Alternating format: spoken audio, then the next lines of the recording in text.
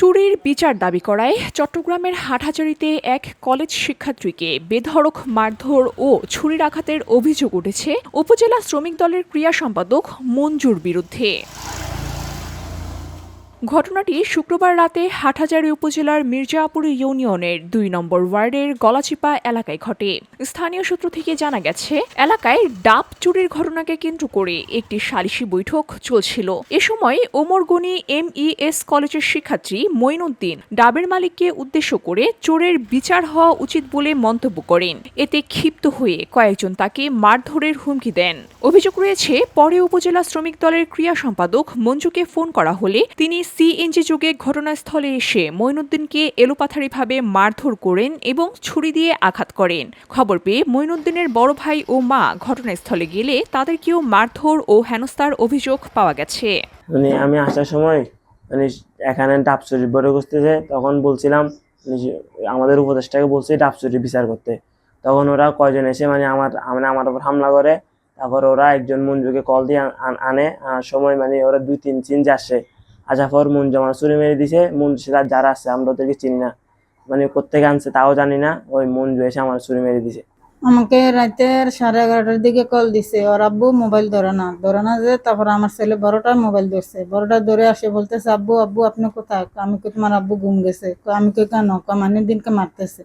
এই কথা করার পরে আমি ওখানে গেছি। যাওয়ার পরে দিয়ে দেখি যে ওরা মারপিট করতেছে। মারপিট করার পরে দিয়ে আমি কি করতেছি, আমি তোর একজন ভাই আমার ছেলেরা কেন এইভাবে মারতেছে। তো এই কথা করার পরে দিয়ে মঞ্জু বলতেছে যে বলে ওরা চুরি মারো, চুরি বের করো, লাঠি বের করো, ক্রিজ বের করো। এই কথা কই আমার একটা ফাঁসা বারে লাথি মারছে, আমার বুক বারে লাথি ঘুষি মারছে, আমার সাফা বারে একটা লাথি মারছে। মারি আমার সরাই দিয়ে আমার ফুলারে দৌড় দিয়ে যায় চুরিটা মেরে দিয়েছে। আমার ছেলে শিক্ষিত ঘরে দৌড়াইয়া লুটটা পড়ছে।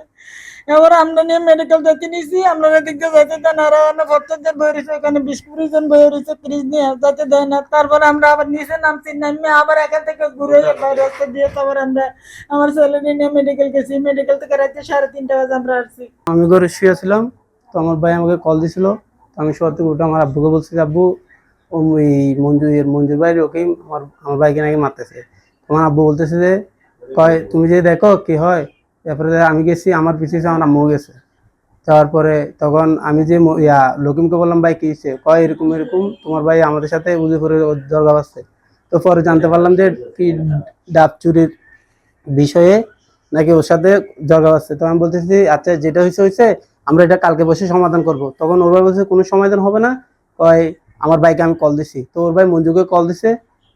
ওর ভাই মঞ্জু কি করছে, 3-4 সিনজি বড় মানুষ নিয়ে আসছে। আসার পরে বলতেছে যে কয় যা বিচার সালিশ পরে হবে, কয় সিনজি থেকে দাও কি যা আছে সবগুলো বাইর করো চুরি। তো ওরা বাইর করার পরে আমি বলতেছি, মঞ্জু ভাই আপনি বড় মানুষ হয়ে বুঝুর মানুষ হয়ে কিভাবে এই কথা বলতেছেন? তো আমি ডেকা দিয়ে সরাইতেছি দেখে আমি দুজনকে আলাদা করে দিতেছি। পরে মঞ্জু কিছু আমার মাথা বাড়ি ঘুষি মারছে, ওর ভাই করিম আছে, কোথা থেকে একটা গাছ নিয়ে আমার আড়ত নস্তার বাড়ি মারছে। তারপরে দিয়ে আমার আম্মুকে স্যার আমার আম্মুকে সব মারতেছিল। এ ঘটনায় ভুক্তভোগী পরিবার হাটহাজারী মডেল থানায় একটি মামলা দায়ের করেছে। মামলায় একজনকে গ্রেফতার করা হলেও বাকিরা এখনও বাইরে ঘুরে বেড়াচ্ছে। এদিকে মামলা দায়েরের পর থেকে অভিযুক্তর পক্ষ থেকে ভুক্তভোগী পরিবারকে হুমকি দেওয়া হচ্ছে বলে অভিযোগ করেছেন মঈনুদ্দিনের বাবা। এই ঘটনার বিষয়ে আমি তো বাসা ছিলাম, অথচ আমি অসুস্থ ছিলাম, যেতে পাই নাই। তো আমার ছোট ছেলেকে ছুরি মারছে, বড় ছেলেকে লাঠি দ্বারা আঘাত করছে, আমার ওয়াইফকে আঘাত করছে। এখন এটার সুস্থ তদন্তের মাধ্যমে আমি এটা সুস্থ বিচার চাই। আর আসামি একজন ধরছে, বাকি আসামি এবার ধরা নয়, এরা ওখানে আমাকে হামকি দিচ্ছে। অর্থাৎ আমি বাইরে হইলে আমাকে কোবাবে, আমার ছেলেকে কোবাবে। তো যার জন্যে এখন আমরা খুব ভয় ভীতিতে আছি। সন্ধ্যার পরে ঘর থেকে বাড়িতে একটু হিমহিম খাচ্ছি।